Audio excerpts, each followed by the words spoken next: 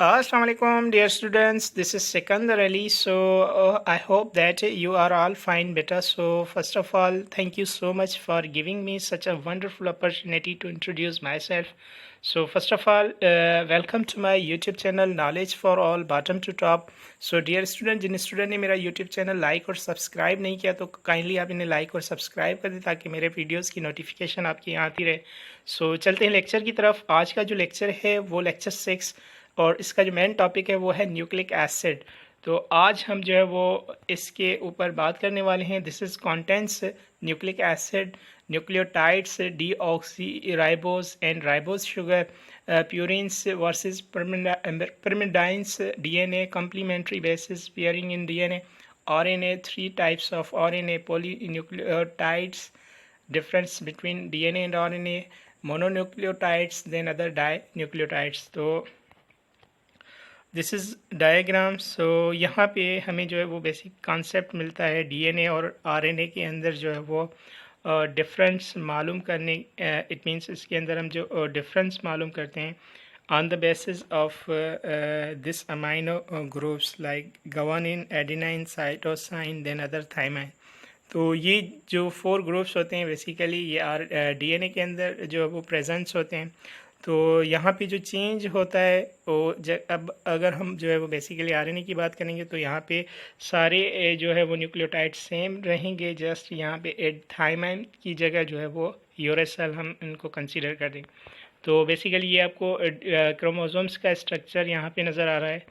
तो इनसे ये धागा हमने लिया हुआ है, इनको जूम करके जो है यहाँ पे डबल हेलिक्स की फॉर्म में. तो बेसिकली क्रोमोसोम्स या डीएनए जो है वो एक ही चीज़ होती है, तो इसको जो है वो हम डबल हेलिक्स कंसीडर करते हैं. तो ये इनका इंटरनल स्ट्रक्चर है. तो आगे हम जो है वो बेसिकली यहाँ पे 2 धागे यहाँ पे यूज़ हुए, एक ये वाला और दूसरा ये स्ट्रेंथ होता है. तो ज़ाहिरी बात है यहाँ पे हम जो है वो इनका ये वाला जो है वो इंटरनल स्ट्रक्चर जो है उनको स्टडी कर रहे हैं क्रोमोसोम्स के. तो यहाँ पे सेम ही वो स्ट्रक्चर है क्रोमोसोम्स वाला, इनसे जो इंटरनली हम स्टडी करते हैं. तो आप देख रहे हैं कि इसको हम डीऑक्सीराइबोन्यूक्लिक एसिड कंसीडर करते हैं और इसको राइबोन्यूक्लिक एसिड. तो ये जो डीऑक्सीराइबोन्यूक्लिक एसिड है बेसिकली इसके अंदर जो है वो 4 सब यूनिट्स है, जैसे adenine, thymine, cytosine, then other guanine. और यहाँ पे एक फ़र्क इसके अंदर ये है कि राइबोन्यूक्लिक एसिड के अंदर आपको एडेनाइन और थाइमाइन की जगह जो है वो यहाँ पे यूरेसिल नज़र आ रहा है बेटा. तो ये मेन डिफरेंस होता है. और दूसरा बाकी जो है वो यूनिट्स इसके अंदर सेम होते हैं. दूसरा इसके अंदर ऑक्सीजन नंबर जो है वो डीएनए के अंदर जो है वो कम होता है और ऑक्सीजन नंबर इसके अंदर जो है वो इक्वल होता है कार्बन नंबर के. तो ये जो है वो 2 इनके अंदर डिफरेंस है. बहुत सारे हैं लेकिन यहाँ पे जो है वो ये बताए गए हैं. तो बेटा nucleic acid basically nucleic acid और पॉलीन्यूक्लियोटाइड चेन ऑफ न्यूक्लियोटाइड्स. तो बेसिकली ये पॉलीन्यूक्लियोटाइड चेन है न्यूक्लियोटाइड्स की. Discovery of nucleic acid 1869, Friedrich Miescher at identified DNA which he called nuclein from pus cell. तो ये जो न्यूक्लिक एसिड है इनको डिस्कवर किया था फ्रेंच रिच 1869 के अंदर. एक मेशर था, उसने आइडेंटिफाई किया था डीएनए से. तो उस टाइम इसको पस सेल कंसीडर किया जाता था. 2 types of nucleic acids, DNA then other RNA. तो वही बात, ये जो 2 धागे आपको नज़र आ रहे हैं बेसिकली इन्हें डीएनए कंसीडर करते हैं. ये डीएनए का मॉलिक्यूल है और यहाँ पे आपको ये एक धागा नज़र आ रहा है, इसके ऊपर कोई मतलब दूसरा धागा यहाँ पे नहीं है. तो ये सिंगल स्ट्रैंड है. तो ये हम जो है वो आरएनए को यहाँ पे कंसीडर करते हैं, यानी ये आरएनए का मॉलिक्यूल है. और जब 2 स्ट्रैंड की बात की जाए तो ये डीएनए का है. लेकिन ये डिफरेंस एक इसके अंदर हो गया कि इसके अंदर एक धागा यूज़ होता है और डीएनए के अंदर 2 धागे यूज़ होते हैं. उसके अलावा बेसिकली इसके अंदर ऑक्सीजन जो है वो एक जो है वो कम होता है और राइबोन्यूक्लिक एसिड के अंदर ऑक्सीजन जो है वो कम नहीं होता, कार्बन नंबर के इक्वल होता है. तो इस वजह से हम इनका जो है वो डिफरेंस मालूम करते हैं. बकाया इसके अंदर जो है वो सब यूनिट्स की फॉर्म में अगर हम आए तो इसके अंदर थाइमाइन होता है. इस डीएनए की थाइमाइन की जगह जब हम आरएनए को स्टडी करते हैं तो उस जगह हम जो है वो यूरेसिल को यहाँ पे लेते हैं. और कोई डिफरेंस नहीं होता। ये 3-4 डिफरेंस होते हैं, पहले भी बता के गया हूँ बेटा। इस स्ट्रक्चर के अंदर बहुत इजी है, समझने के काबिल है, हम इनको इजीली अंडरस्टैंड कर सकते हैं। उसके बाद ये न्यूक्लियोटाइड्स, बेसिकली यही न्यूक्लियोटाइड्स जो है, बेसिकली न्यूक्लियोटाइड एक छोटा यूनिट है न्यूक्लिक एसिड का। तो न्यूक्लिक एसिड को बेसिकली जो है वो स्टडी किया जाता है मैक्रो लेवल पे, और न्यूक्लियोटाइड्स जो है बेसिकली इनको स्टडी किया जाता है माइक्रो लेवल पे। उसके बाद nucleotides are units of nucleic acid. Each nucleotides composed of 3 sub units. तो यहाँ पे नाइट्रोजीनियस बेस है, pentose sugar, then other phosphate groups. तो इन 3 मॉलिक्यूल्स से मिलके जो है वो न्यूक्लियोटाइड्स बनता है। अब बहुत सारे न्यूक्लियोटाइड्स कंबाइन होते हैं तो एक मैक्रो मॉलिक्यूल बनता है। उस मैक्रो मॉलिक्यूल का नाम है न्यूक्लिक एसिड। तो हमारा जो मेजर टॉपिक है वो है न्यूक्लिक एसिड।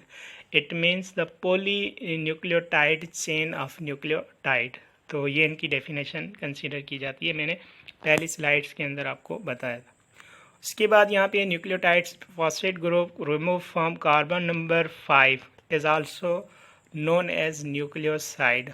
जब कार्बन नंबर 5 से एक फॉस्फेट ग्रुप रिमूव होता है तो इस डेफिनेशन को जो कंसीडर किया जाता है न्यूक्लियोसाइड। इट मीन्स वो डेफिनेशन किसकी होती है, न्यूक्लियोसाइड की। Pentose sugar plus nitrogenous base is equal to nucleoside. जाहिर बात है पेंटोज शुगर और नाइट्रोजीनियस बेस जब ये इक्वल होते हैं तो उसे न्यूक्लियोसाइड कंसीडर किया जाता है। Nucleoside plus phosphate group is equal to nucleotide. तो ये बेसिकली इक्वेशन की फॉर्म में भी जो है वो कंसीडर किया जाता है। तो आप यहाँ पे जो है वो रीड करके भी जो है बेटा समझ सकते हैं। इसके अंदर कोई इतनी जो है वो लॉजिकल चीज़ें नहीं है, जस्ट समझने वाली हैं। थोड़ी अंडरस्टैंडिंग की जो है वो ज़रूरत होती है, तो आप थोड़ा इनको अंडरस्टैंड करें ताकि बातें आपको जल्दी समझ में आ जाएं। ये जो है वो स्ट्रक्चर्स ऑफ न्यूक्लियोटाइड, तो आप यहाँ पे देख लें। ये कार्बन नंबर 1 2 3 4 5।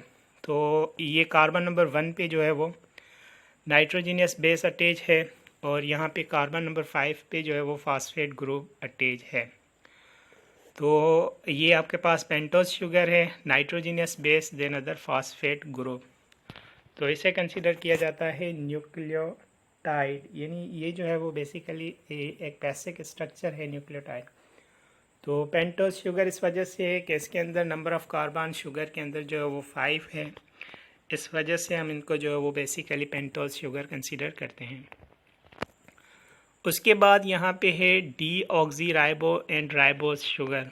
तो ये भी न्यूक्लिक एसिड के अंदर कोई डिफरेंस, थोड़ा बहुत डिफरेंस है इसके अंदर। डी ऑक्सी राइबोज और यहाँ पे है राइबोज। तो यहाँ पे आप देख लें, इसके अंदर यहाँ पे जो कार्बन नंबर 2 है इसका, तो इसके ऊपर अंदर जो है वो H है। आपको यहाँ पे एक ऑक्सीजन नज़र नहीं आ रहा, लेकिन होता है फार्मूले के अंदर। जहाँ पे नहीं होता उसे डीऑक्सीराइबोस कंसीडर किया जाता है। बाकायदा सारा स्ट्रक्चर सेम होता है। राइबोस शुगर बिल्कुल उसी जैसा होता है, लेकिन इस स्ट्रक्चर को कार्बन नंबर 2 को ही आप पकड़ें, लेकिन उसके साथ जो है बॉन्डेड हुआ पड़ा होता है OH। It means alcohol. तो यहाँ पे ऑक्सीजन रिमूव नहीं है, इनसे जो है वो सेपरेट नहीं है, इस वजह से इनको जो है वो राइबोज शुगर कंसीडर किया जाता है। तो ये डिफरेंस होता है इस स्ट्रक्चर्स के अंदर। उसके बाद यहाँ पे है purines and pyrimidines। Purines and pyrimidines are nitrogenous bases that make up of 2 different kinds of nucleotide bases in DNA and RNA। तो ज़ाहिरी बात है यहाँ पे प्यूरिन्स और pyrimidines ये नाइट्रोजीनियस बेसिस से जो है मिलकर बनते हैं, और 2 डिफरेंट काइंड्स के न्यूक्लियोटाइड बेसिस होते हैं जिसे हम DNA और RNA कंसीडर करते हैं। 2 carbon nitrogen rings base adenine and guanine are purines, while the 1 carbon nitrogenous ring bases cytosine, thymine and uracil are called pyrimidines. The purines adenine and guanine have a double bond ring structure। तो यहाँ पे आप देखें, ये जो है वो basically आपको जो है वो प्यूरिन्स की जो है वो स्ट्रक्चर नज़र आ रही है यहाँ पे, एडिनाइन और गवानीन। तो एडिनाइन और गवानिन किसके अंदर आ जाता है? प्यूरिन्स के अंदर। तो इनके बीच में जो है वो यहाँ पे देखें have a double bond, it means two bond ring structure. तो डबल बॉन्ड ही हुआ, तो ये आपको यहाँ पे बेटा नंबर डबल बॉन्ड नज़र आ रहा है, यहाँ पे और यहाँ पे इस स्ट्रक्चर के अंदर भी आपको डबल बॉन्ड नज़र आ रहा है। इट मीन्स ये जो फिगर है ये प्यूरिन्स की है। आगे हम पिरिमिडाइंस को स्टडी करते हैं, और यहाँ pyrimidines are cytosine, uracil and thymine only have one single ring. तो बेसिकली यहाँ पे कोई डबल रिंग नहीं है, कोई कॉन्सेप्ट नहीं है डबल रिंग का। तो आप देख रहे हैं कि एक एक रिंग जो है वो सेपरेटली यहाँ पे पड़ी हुई है। तो इसके अंदर जो है वो आपको नंबर ऑफ़ बॉन्ड्स वही नज़र आ रहे हैं डबल। तो बॉन्ड तो डबल यहाँ पे जस्ट रिंग एक होगी, लेकिन बॉन्ड इसके अंदर भी जो है वो डबल होंगे। इसके अंदर आपको जो है वो दो रिंग्स नज़र आती है, एक साथ अटैच है, यहाँ पे भी दो है, यहाँ पे भी दो है। इसके अंदर एक एक रिंग है, साइटोसाइन, यूरिसल एंड थायमाइन। तो दो रिंग किसके अंदर है? Adenine then other guanine. तो ये डिफरेंस है इसके अंदर। डीएनए और आरएनए के अंदर क्या डिफरेंस है? बेसिकली दोनों शुगर्स हैं, इसको हम डीऑक्सी राइबोज शुगर कंसीडर करते हैं, डीएनए को, आरएनए को राइबोज शुगर कंसीडर करते हैं। डीऑक्सी इस वजह से कह रहे हैं कि ऑक्सीजन का मॉलिक्यूल यहाँ पे एक कम है, और इसके अंदर आपको ऑक्सीजन का मॉलिक्यूल जो है वो कम नहीं मिल रहा, सेम मिल रहा है जैसा नंबर ऑफ़ कार्बन होता है। देखिए यहाँ कार्बन 5, ऑक्सीजन 5, लेकिन यहाँ पे कार्बन 5 है लेकिन ऑक्सीजन 5 नहीं है, 4 है। इस वजह से इसका नाम डीऑक्सी राइबोज रखा। डी मीन्स रिमूवल, ऑक्सी कहते हैं ऑक्सीजन को, तो रिमूवल ऑफ ऑक्सीजन, इस वजह से इसका नाम डीऑक्सी जो है वो राइबोज रखा गया। उसके बाद यहाँ पे बेटा आप देखें जो है वो बेसिस इसके अंदर है प्यूरिन्स, एडिनाइन एंड गवानिन। पिरिमिडाइंस जो है वो साइटोसाइन एंड थायमाइन। तो डीएनए की बात हो रही है। आरएनए के अंदर अब आप इनका नाइट्रोजनियस बेस देखें तो प्यूरिन्स, एडिनाइन, गवानिन सेम, लेकिन पिरिमिडाइंस की फॉर्म में अगर हम देखें तो साइटोसाइन भी सेम होता है, जस्ट थायमाइन की जगह जो है वो यूरेसिल आ जाता है। तो ये आप देख रहे हैं। तो हम किसको यहाँ पे स्टडी कर रहे हैं? आरएनए को। तो ये डिफरेंस होता है इनके अंदर। आई होप कि ये स्लाइड्स आपको समझ में आ गई होगी, बहुत ही इजी करके मैंने बनाई हुई है बेटा। तो यहाँ पे deoxyribose nucleic acid, DNA की बात हो रही। DNA is a double stranded molecule, पहले ही मैंने बता दिया था। It double stranded DNA molecules, the two strands run antiparallel to one another, so one is upside down compare to the other. तो यहाँ पे आप देखें दो एंटी पैरेलल पॉलीन्यूक्लियोटाइड स्ट्रैंड्स है। Antiparallel means opposite. तो यहाँ पे आप देखें जहाँ पे एडिनाइन होगा उसी जगह थायमाइन, जहाँ पे साइटोसाइन होगा उसी जगह गवानिन। तो इनकी सीक्वेंस अपोजिट फॉर्म में यानी एंटी पैरेलल की फॉर्म में होगा। तो यहाँ पे 3 है, तो ज़ाहिरी बात है इनके अपोजिट में जो है वो 5 होगा, और 5 के अपोजिट में जो है वो 3 होगा। तो ये एंटी पैरेलल का जो है वो मकसद होता है कि एक चीज़ इनके उलट हम दूसरी चीज़ लें तो वो जो है वो बिल्कुल एंटी पैरेलल हो जाता है। इसके अंदर भी समझने वाली बातें हैं, लेकिन आप थोड़ी कंसंट्रेशन करें बेटा। आई होप कि आपको बातें जल्दी समझ में आ जाएगी, बहुत इजी करके मैंने समझाया हुआ है यहाँ पे। उसके बाद एक complementary base pairing in DNA. Complementary base pairing describe the manner in which the nitrogenous base of the DNA molecules align with each other. तो guanine is a complementary base of cytosine. ज़ाहिरी बात है गवानिन जो है वो complementary base किसके साथ बनाएगा? Cytosine. Adenine is the complementary base of thymine, exactly, क्योंकि हम डीएनए की बात कर रहे हैं यहाँ पे। उसके बाद the hydrogen bonding between complementary base holds the two strands of DNA together. तो हाइड्रोजन बॉन्डिंग की जब हम बात आती है तो ज़ाहिर बात इसके अंदर कम्प्लीमेंट्री जो बेस होल्ड होता है तो वो दो स्ट्रैंड्स की फॉर्म में आता है, DNA together. The base complement A to bonds T, adenine to thymine, share two hydrogen bonds while the base pair of G3 bond C। तो गवानिन और साइटोसाइन की बात हो रही है।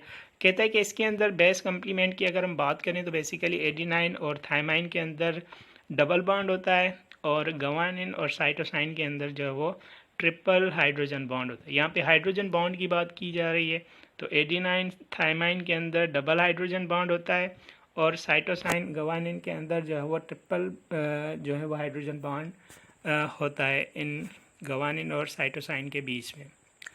तो ये आप देख लें यहाँ पे बहुत ही ईजी है। साइटोसाइन गवानिन के अंदर ट्रिपल कोवेलेंट बॉन्ड, एडिनाइन और थायमाइन के अंदर डबल कोवेलेंट बॉन्ड होता है। तो ये गवानिन साइटोसाइन की स्ट्रक्चर है बेटा, आप इनको अंडरस्टैंड कर लें। ये थायमाइन और एडिनाइन की स्ट्रक्चर है, इनको भी आप यहाँ पे अंडरस्टैंड कर लें। तो ये स्ट्रक्चर है बेसिकली। तो यहाँ पे होता है दूसरा राइबोज न्यूक्लिक एसिड, तो इसे आरएनए कंसीडर करते हैं। तो मैसेंजर आरएनए जिसे एमआरएनए कंसीडर किया जाता है carries the information from DNA that's encoded protein. तो इनके अंदर जो इंफॉर्मेशन होती है वो in the form of DNA. अब डीएनए से इंफॉर्मेशन बाहर कैसे आती है, वो जो है वो प्रोटीन जब हमें मिलती है तो वो हमारी इंफॉर्मेशन होती है डीएनए की। अब कौन लाता है इन्हें, तो यहाँ पे जो मैसेंजर आरएनए होता है, यानी आरएनए के टाइप, आरएनए का टाइप सी है मैसेंजर आरएनए, तो ये इंफॉर्मेशन कैरी करता है, इसलिए इसको जो है वो कैरियर ऑफ इंफॉर्मेशन कंसीडर किया जाता है एमआरएनए को। तो ये कैरी करता है डीएनए से जितनी भी इंफॉर्मेशन बाहर आती है वो प्रोटीन्स की फॉर्म में होती है, जिसे हम नाम दे रहे होते हैं हिस्टोन प्रोटीन्स का। बहुत सारी प्रोटीन्स हमारी बॉडी के अंदर होती है, लेकिन ये एक स्पेशल टाइप की प्रोटीन होती है। जहाँ पे बेटा मैं एरो घुमा रहा हूँ, तो ये जो स्पेशल टाइप की प्रोटीन होती है जिसे हम नाम दे रहे होते हैं हिस्टोन प्रोटीन्स। तो ये जो हिस्टोन प्रोटीन हमारी बॉडी के अंदर होती है, ये हमारे कैरेक्टर की इंफॉर्मेशन होती है जो डीएनए से आ रही होती है। उसके बाद यहाँ पे आप देख लें कि ribosomal RNA, rRNA is a structural components of the ribosomes. तो ये भी बहुत ही इजी है, स्ट्रक्चरल कंपोनेंट्स जो है वो उसका राइबोसोम्स है। Transfer RNA, tRNA carries amino acid to the ribosomes form translation. तो यहाँ पे आप देखें ये डीएनए हमारे कैरेक्टर की जो इन्फॉर्मेशन होती है तो ये डीएनए के अंदर होती है। तो यहाँ पे हमने एमआरएनए को यूज़ किया, आरएनए की टाइप है मैसेंजर आरएनए जिसे कंसीडर करते हैं। तो ये जो मैसेंजर आरएनए बेसिकली ये इंफॉर्मेशन कैरी करता है डीएनए से, क्या बनाता है प्रोटीन्स। इस प्रोटीन्स को बेसिकली हम जो है वो हिस्टोन प्रोटीन्स कंसीडर करते हैं। और ये जो ट्रांसफ़र आरएनए होते हैं बेसिकली, तो ये अमाइनो एसिड से जो है वो राइबोसोमल आरएनए के अंदर ट्रांसफ़र हो जाते हैं। तो ये अमाइनो एसिड होता है टीआरएनए से ट्रांसफ़र करता है किसके अंदर, आरआरएनए के अंदर, जिसे हम राइबोसोमल आरएनए कहते हैं या राइबोसोम्स फॉर ट्रांसलेशन। तो ये ट्रांसलेशन की फॉर्म में यूज़ होता है। तो यहाँ पे इंफॉर्मेशन होती है, कौन लाता है, एमआरएनए किस फॉर्म में आती है, प्रोटीन की फॉर्म में। यहाँ पे अमाइनो एसिड होता है, कौन इसे कैरी करता है, टीआरएनए किस फॉर्म में आती है, राइबोसोम्स की फॉर्म में। तो ये बेसिक है, लॉजिक है, आप इनको अंडरस्टैंड कर लें, बहुत ही ईजी है, ना मुश्किल नहीं है। उसके बाद ये types of 3 types of RNA, messenger RNA, transfer RNA, then other ribosomal RNA. तो यहाँ पे है पॉलीन्यूक्लियोटाइड्स। बेसिकली तो पहले जो है वो मोनोन्यूक्लियोटाइड आना चाहिए था, तो बुक के हवाले से हम जो है वो जैसे हमें बात समझ में इजी लगेगी तो हम उसको यहाँ पे ले आएंगे। तो जाहिर बात है पहले जो है वो हम पॉलीन्यूक्लियोटाइड को डिस्कस करते हैं, उसके बाद मोनो, और लास्ट में जो है वो डाईन्यूक्लियोटाइड को जो है वो स्टडी करेंगे। तो polynucleotide means both nucleic acid, both के अंदर एग्जाम्पल की फॉर्म में DNA and RNA are polynucleotides. तो ये न्यूक्लिक एसिड, सारी बात इसी के ऊपर है बेटा। तो यहाँ पे अगर हम डिफरेंस इसका देखें तो डीएनए बेसिकली और आरएनए के अंदर जो डिफरेंस होता है, इसे पेंटोस शुगर कंसीडर किया जाता है। डीएनए इज डीऑक्सीराइबोस, तो यहाँ पे C5H10O4, इस वजह से डीऑक्सीराइब। इसके अंदर अगर देखें ये भी पेंटोस शुगर है, आरएनए है, राइबोस शुगर है, तो इसके अंदर कोई डीऑक्सीराइबोस का कॉन्सेप्ट नहीं है। ऑक्सीजन के 5 यहाँ पे मॉलिक्यूल्स एग्जैक्ट हैं, तो C5H10O5। Nitrogenous base of DNA are adenine, guanine, cytosine, then other thiamine.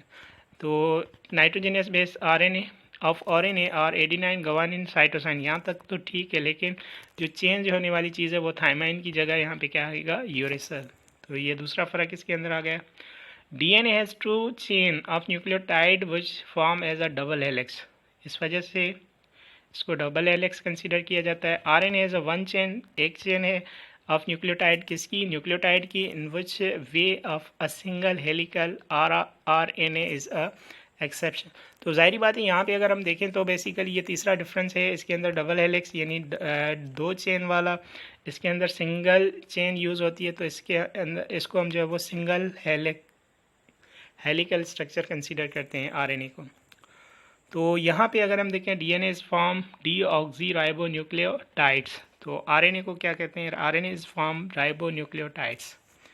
चौथा difference, DNA is just one kind, RNA three types, tRNA, mRNA, then other second third one is rRNA. तो ये भी difference है इसके अंदर जो है वो फिफ्थ। उसके बाद छठा जो है ये the amount of DNA is fix eight particular species and depends upon that the number of chromosomes।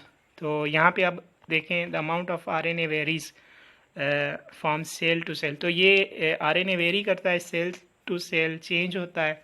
तो डीएनए का जो स्ट्रक्चर होता है यानी इनका जो अमाउंट होता है वो फिक्स रहता है, वो चेंज नहीं होता। तो डीएनए को हम जेनेटिक मटेरियल कंसिडर करते हैं, और ये सातवां और लास्ट है आरएनए को as a carrier of genetic information. तो जेनेटिक इन्फॉर्मेशन जो कैरी करता है इसे आरएनए, और जो मटेरियल होता है उसे डीएनए कंसिडर किया जाता है। तो ये बहुत ही एमसीक्यूज पॉइंट ऑफ व्यू से बहुत अच्छी लाइन्स है, इनसे आपके जो है वो एमडी कैट के अंदर जो है वो एमसीक्यूज आ जाते हैं। बेटा आप इनको अच्छे से स्टडी करें ताकि आप लोगों का फ़ायदा हो जाए। उसके बाद यहाँ पे है मोनोन्यूक्लियोटाइड, तो ये सेकेंड है एडिनोसाइन ट्राईफॉस्फेट एटीपी जिसे कंसिडर करते हैं, is considered by biologist to be the energy currency of life. It is a high energy molecules that stores the energy we need to do just about everything we do. तो energy जो है वो currency की form में use होती है। जैसे हमारे पास 100 रुपये का नोट है सपोज़, उनसे हम डिफरेंट तरह के प्रोडक्ट्स को जो है वो परचेज़ कर सकते हैं। तो ऑर्गन्स के अंदर जो करेंसी यूज़ होती है उसे हम एटीपी का नाम देते हैं, जिसे हम एनर्जी करेंसी कंसीडर करते हैं। उसके अंदर अगर हमें कोई चीज़ चाहिए होती है तो हम उस एटीपी को जो है वो यूज़ करके जो है वो प्रोडक्ट लेते हैं यहाँ वहाँ से। तो जितनी हाई एनर्जी मॉलिक्यूल्स होते हैं वो स्टोर करते हैं एनर्जी को, तो जब उन्हें नीड होती है तो वो उनको फिर से जो है वो इस्तेमाल करते हैं, ये कहा गया है सेकंड लाइन के अंदर। उसके बाद है मोनोन्यूक्लियोटाइड। तो मोनोन्यूक्लियोटाइड का ये स्ट्रक्चर है, जैसे एटीपी कन्वर्ट होती है एडीपी, एएमपी, एडिनोसाइन मोनोफॉस्फेट, उसके बाद एडिनोसाइन। तो कैसे, यहाँ पे एडिनाइन ग्रुप होता है, इस वजह से इसका नाम एडिनोसाइन रखा गया। पेंटोज शुगर प्लस जो है वो नाइट्रोजीनियस बेस को जब हम कंबाइन स्टडी करते हैं तो एडिनोसाइन कंसीडर करते हैं। तो यहाँ पे ATP is an example of mono nucleotide. तो एटीपी किसका एग्जांपल है, ये बहुत ही इम्पोर्टेंट टाइप एमसीक्यूज भी इनसे बन सकता है कि एटीपी जो है वो किस जो है वो क्लासिफिकेशन का जो है वो टाइप्स एग्जांपल है। इट मींस न्यूक्लिक एसिड की क्लासिफिकेशन किसके अंदर जो है वो एटीपी आता है, तो ये मोनोन्यूक्लियोटाइड के अंदर आता है। ये आप जहन में रख लें बेटा। उसके बाद है एटीपी बायोलॉजिकल एनर्जी करेंसी। तो ज़ाहिरी बात है बायोलॉजिकल एनर्जी करेंसी है। When the chemical bonds with in ATP are broken energy is release. तो केमिकल बॉन्ड जब जो है उसके अंदर हम एटीपी जो है वो ब्रोकन करवाते हैं और इनमें से एनर्जी को जो है वो रिलीज़ करवाते हैं। कैसे, एटीपी इसके अंदर एक एंजाइम्स यूज़ होता है जिसे एटीपीएस एंजाइम्स कंसीडर करते हैं। तो इनसे जो है वो एडीपी बनता है, प्लस एक फास्फेट रिमूव होता है। ये फास्फेट कितनी एनर्जी लेकर जो है वो इन रिएक्शन से रिमूव होता है, तो 7.3 किलो कैलोरीज पर मोल एनर्जी जो है वो ये रिलीज़ करवाता है। फिर इसी एनर्जी को जो है वो स्टोर किया जाता है, एडीपी फिर कन्वर्ट हो जाता है किसके अंदर, एटीपी के अंदर। यही एंजाइम्स जो है वो यूज़ करवा के जो है वो हम इस एटीपी को बनवा सकते हैं। उसके बाद बेटा यहाँ पे अगर हम देखें तो the energy release from the hydrolysis the ATP into ADP is used to perform various cellular work. तो बेसिकली ये एक सेल की लेवल पे जो वर्क होता है कंटिन्यूसली, तो इसके अंदर कन्वर्ट किया जाता है एडीपी को एटीपी के अंदर, एटीपी को फिर से जो है वो एडीपी के अंदर कन्वर्ट किया जा सकता है। कितनी एनर्जी रिलीज़ करके या कितनी एनर्जी ऐड करके, तो 7.3 किलो कैलोरीज पर मोल एनर्जी को रिलीज़ करवा के हम जो है वो इनको एडीपी के अंदर कन्वर्ट करवाते हैं, और गेन करवा के जो है हम इनको एटीपी के अंदर कन्वर्ट करवाते हैं। तो ये डिफरेंस होता है इसके अंदर। उसके बाद यहाँ पे है लास्ट हमारा जो है वो टॉपिक डाई न्यूक्लियोटाइड्स, NAD जिसे कंसिडर करते हैं। Nicotinamide adenine dinucleotide NAD is a coenzymes found in all living cells. तो ये बेसिकली NAD जो है एक कोएंजाइम इनको कंसिडर किया जाता है। तो ये जितने भी लिविंग ऑर्गेनिजम्स होते हैं, जितने भी लिविंग सेल्स होते हैं, उसके अंदर ये पाया जाता है। उसके अलावा the compound is a dinucleotide because it consist of 2 nucleotide joints through their phosphate group. तो 2 न्यूक्लियोटाइड्स जो है वो कंबाइन होते हैं इस डाइन्यूक्लियोटाइड के अंदर, किसके लिंक के थ्रू? फास्फेट ग्रुप के लिंक के थ्रू जो है वो ये 2 न्यूक्लियोटाइड आपस में कंबाइन होते हैं। तो कैसे, यहाँ पे हम देख लें, इसका मॉलिक्यूलर फार्मूला है C21H27N7O14P2। Function in a redox metabolism, it means oxidation and reduction दोनों रिएक्शन यहाँ पे यूज़ होती है। तो मेटाबॉलिज्म की अगर हम बात करें तो इनके अंदर भी 2 प्रोसेस होते हैं, एक को एनाबॉलिज्म कंसिडर किया जाता है और दूसरे को कैटाबॉलिज्म कंसिडर किया जाता है। तो यहाँ पे आपको न्यूक्लियोटाइड नज़र आ रहा है वही वाला, और यहाँ पे ये न्यूक्लियोटाइड निकोटिनोअमाइड एडिनाइन डाइन्यूक्लियोटाइड। तो ये आपको स्ट्रक्चर जो है बेसिकली NAD का है।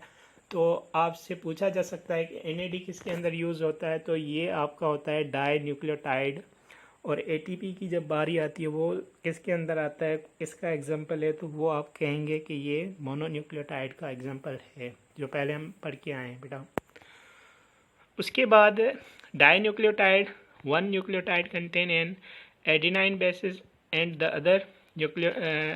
Other nicotinamide. तो इसके अंदर जो एक होता है फर्स्ट, उसे एडिनाइन बेसिस की फॉर्म में लेते हैं और दूसरा जो है वो निकोटिनअमाइड की। Nicotinamide adenine dinucleotide exist in 2 forms. 2 form होते हैं, an oxidize NAD plus and reduced NADH form. तो जब ऑक्सीडाइज होता है तो प्लस का साइन आता है, और जब रिड्यूस होता है तो H पॉजिटिव जो है वो फॉर्म करवाता है। तो ये स्ट्रक्चर है NAD का, निकोटिनोअमाइड एडिनाइन डाइन्यूक्लियोटाइड। तो वही बातें, वही सेम स्ट्रक्चर, आप इनको यहाँ पे अंडरस्टैंड कर सकते हैं बेटा। तो एडिनाइन निकोटिनोअमाइड जब कंबाइन होता है तो निकोटिनोअमाइड डाई न्यूक्लियोटाइड, दैट्स। तो इसके अंदर कोई इतना बड़ा लॉजिक नहीं है, आप अंडरस्टैंड करें। तो ये आपके बुक के टेक्स्ट के बुक की जो है वो पेज उनसे मैंने लिए हुए हैं, वही बातें कर रहा है। न्यूक्लियस को किसने डिस्कवर, न्यूक्लिक एसिड को किसने डिस्कवर किया? फ्रेडरिक मिशर एक साइंटिस्ट था, आइसोलेटेड उसने किया था। और उसके बाद पस सेल से हमें ये मिला था न्यूक्लियन एक मटेरियल यूज़ करके। ये ज़्यादातर सारे लिविंग ऑर्गेनिजम्स के अंदर पाया जाता है, वायरस टू मैन। तो वायरस से लेकर ह्यूमन बींग्स तक जितने भी लिविंग ऑर्गेनिजम्स होते हैं उनके अंदर ये न्यूक्लिक एसिड पाया जाता है। फ्री स्टेट में होता है, बॉन्ड नहीं होता प्रोटीन्स के साथ। न्यूक्लियो प्रोटीन्स इसके अंदर होती है। Nucleotide adds the long chain of polynucleotide in which the nucleotides are linked to each other। तो वही बातें, 2 काइंड्स होते हैं न्यूक्लिक एसिड के, DNA एंड RNA। तो ये वही बातें, अगर मोनोमर्स की अगर हम बात करें या पॉलीमर्स के अंदर डिफरेंस मालूम करें तो बेसिकली ये होता है क्या है, ब्रिक्स आपके पास जो है वो मोनोमर्स की फॉर्म में पाई जाती है, और वॉल जो होती है इसे हम जो है वो पॉलीमर कहते हैं या मैक्रोमॉलिक्यूल्स।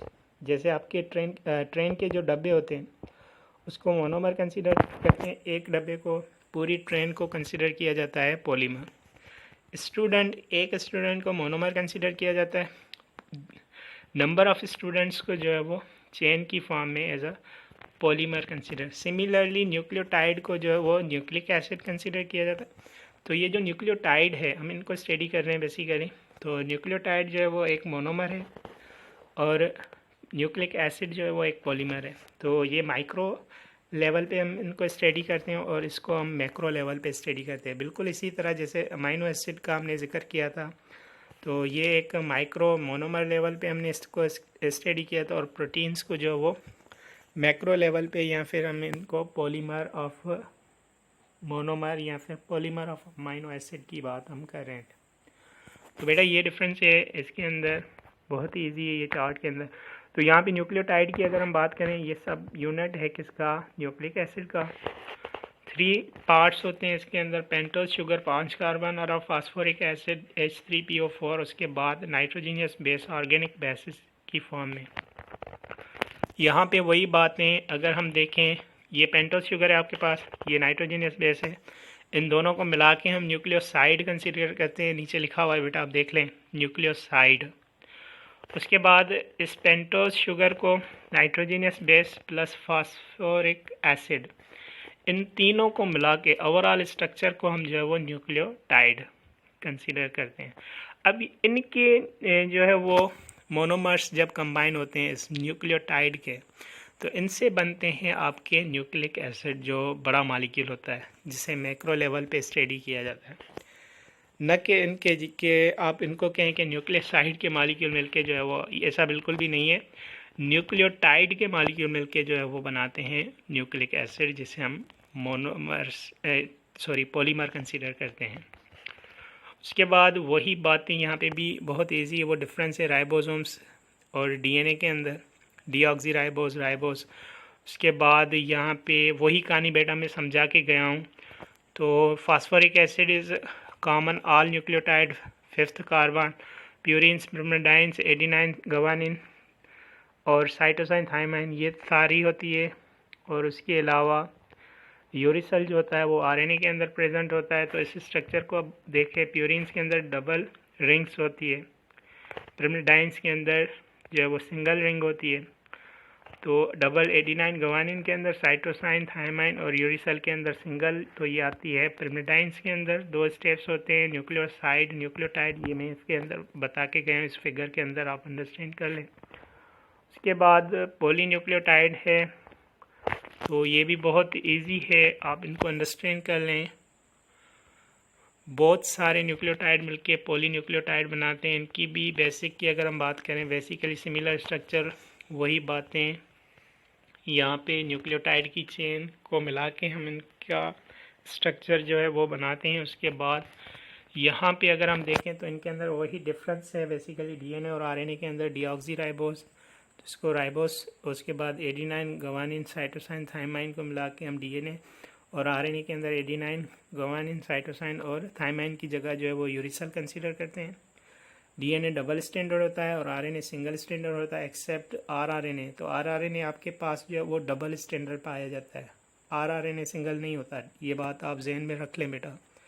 उसके बाद DNA is just 1 kinds of RNA, तो इनके जो है वो 3 काइंड्स होते हैं आरएनए के।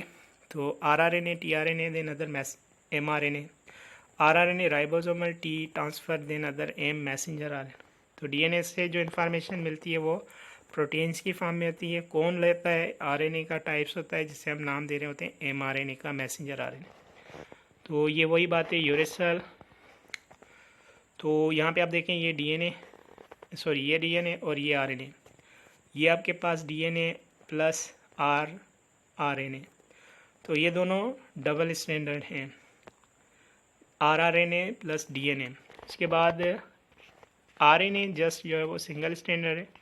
तो ये C5H10O5 ये आरएनए है और C5H10O4 ये डीएनए है। बाकी इसके अंदर जो है वो सेम प्रोडक्ट्स सब यूनिट्स यूज़ होती है, एडिनाइन, गवानिन, साइटोसाइन, ये दोनों के अंदर वैलिड है। जस्ट फ़र्क कहाँ पे आता है, जब आप डीएनए की बात करते हो तो वहाँ पे आप थाइमाइन को स्टडी करते हो, जब आप आरएनए की बात करते हो तो वहाँ पे आप यूरेसल को स्टडी करते हो, बस यही फ़र्क हो। दूसरा, इसके फार्मूले के अंदर यहाँ पे ऑक्सीजन नंबर फिक्स होता है, चेंज नहीं होता, कम नहीं होता, इसके अंदर कम होता है। एक ऑक्सीजन की वजह से इसको डीऑक्सीराइबोस न्यूक्लिक एसिड कंसीडर करते हैं। उसके बाद मोनोन्यूक्लियोटाइड, सिंगल न्यूक्लियोटाइड के ऊपर ये बेस्ड है और एक्स्ट्रा अमाउंट ऑफ एनर्जी होती है। तो एक्स्ट्रा फास्फेट इसके अंदर यूज़ होते हैं, जैसे ATP कंसीडर करते हैं, एडिनोसाइन ट्राईफॉस्फेट। इतनी एनर्जी रिलीज़ होती है 31.81 किल या फिर 7.3 किलो कैलोरीज पर मोल एनर्जी जब फास्फेट रिमूव करवाते हैं, तब जो है वो ATP को कन्वर्ट करवाते हैं ADP के अंदर। जब इनके अंदर फास्फेट ऐड करवाते हैं तो इतनी एनर्जी यानी कितनी 31.81 किलो या फिर 7.3 किलो कैलोरीज पर मोल एनर्जी ऐड करवा के हम ADP से कन्वर्ट करवाते हैं ATP के अंदर। तो एक फास्फेट हम उस टाइम जो है वो ऐड करवाते हैं, ये बात आप जहन में रख लें। उसके बाद यहाँ पे वही बातें, ये पेंटोज शुगर और एडिनाइन को मिला के एडिनोसाइन कंसीडर करते हैं और 3 फास्फेट ग्रुप है, इस वजह से ट्राईफास्फेट कंसीडर किया जाता है। तो ये स्ट्रक्चर ATP का है, एडिनोसाइन ट्राईफास्फेट ATP। और ATP से जब फास्फेट निकलता है तो इतनी एनर्जी रिलीज़ होती है, मैंने बता दिया है आपको। तो ये जो है वो ATP चार्ज फॉर्म में है। तो जैसे फास्फेट रिमूव होता है 31.81 इन किलो जूल और 7.3 किलो कैलोरीज पर मोल एनर्जी रिलीज़ होती है। और जब ADP के अंदर एक फास्फेट ऐड करवाते हैं तो सेम अमाउंट ऑफ एनर्जी हमें फिर से देनी होगी 31.81 किलो जूल और या फिर 7.3 किलो कैलोरीज पर मोल एनर्जी हम जो है वो इसको प्रोवाइड करते हैं। तो ये जो है वो यूज़ फॉर्म से चार्ज फॉर्म की तरफ जाता है। जब इनसे फास्फेट निकालते हैं तो चार्ज फॉर्म से ये यूज़ फॉर्म के अंदर आ जाता है। तो यहाँ पे आई होप बेटा कि ये फिगर भी आपको समझ में आ गई होगी, बहुत ही ईजी करके मैंने यहाँ पे बनाई हुई है। उसके बाद इसके अंदर डाई न्यूक्लियोटाइड के अंदर 2 और जो न्यूक्लियोटाइड होते हैं वो कंबाइन होते हैं। उसके बाद NAD के अंदर हम जो है वो स्टडी करते हैं और 2 न्यूक्लियोटाइड लिंक होते हैं फास्फेट ऑफ वन अनदर। तो NAD बेसिकली क्या है, कोएंजाइम्स है, डिहाइड्रोजनेसेस एंजाइम्स की फॉर्म में भी ये यूज़ होता है। और उसके बाद अगर यहाँ पे हम देखें तो 2 न्यूक्लियोटाइड आपस में कंबाइन किस तरह से होते हैं, इनके जो फास्फेट होते हैं वो कंबाइन होते हैं। बाकाया ये जो है वो फ्री होते हैं, फ्री स्टेट में पाए जाते हैं, लेकिन फास्फेट से जो है वो ये अटैच होते हैं एक दूसरे से फास्फेट ग्रुप से। ठीक है बेटा, तो ये आप अंडरस्टैंड कर लें, ये MCQs के अंदर पूछा जा सकता है। तो ये एनर्जी जो है वो ATP जब एनर्जी रिमूव होती है तो यहाँ से फास्फेट जो है वो रिमूव होता है, ये चार्ज फॉर्म से यूज़ फॉर्म के अंदर आ जाता है। फिर जब फास्फेट ऐड होता है तो यूज़ फॉर्म से चार्ज फॉर्म में जो है वो ये चला जाता है प्रोडक्ट। तो इसे हम एनर्जी कैरियर कंसीडर कहते हैं, इनको हम एनर्जी कैरियर कहते हैं। तो NAD प्लस जो होता है, जब इनसे एक इलेक्ट्रॉन निकलता है, इलेक्ट्रॉन जब ऐड होता है इसके अंदर या प्रोटॉन जब ऐड होता है इसके अंदर, तो ये जो है वो NAD से NADH के अंदर कन्वर्ट हो जाता है। जैसे ही ये इलेक्ट्रॉन से निकलता है तो ये फिर से वही स्टेट के अंदर NAD प्लस की फॉर्म में आ जाता है। तो इसको हम जो है वो इलेक्ट्रॉन कैरियर कहते हैं, क्योंकि इसके अंदर हम इलेक्ट्रॉन्स को रिवॉल्व कर रहे हैं और इसके अंदर जो है वो एनर्जी कैरियर के अंदर हम फास्फेट ग्रुप को जो है वो रेवोल्यूशन की फॉर्म में ले रहे हैं। तो ये डिफरेंस होता है इलेक्ट्रॉन के अंदर इलेक्ट्रॉन कैरियर इस वजह से, क्योंकि इसके अंदर जो रेवोल्यूशन है वो इलेक्ट्रॉन्स की है, और एनर्जी कैरियर इस वजह से कि इसके अंदर जो रेवोल्यूशन है वो फास्फेट ग्रुप की है। तो ये फ़र्क है इसके अंदर, और कुछ भी नहीं है। उसके बाद यहाँ पे बेटा ये आपका लेक्चर एंड होता है। सो बेटा थैंक यू सो मच। अस्सलाम वालेकुम।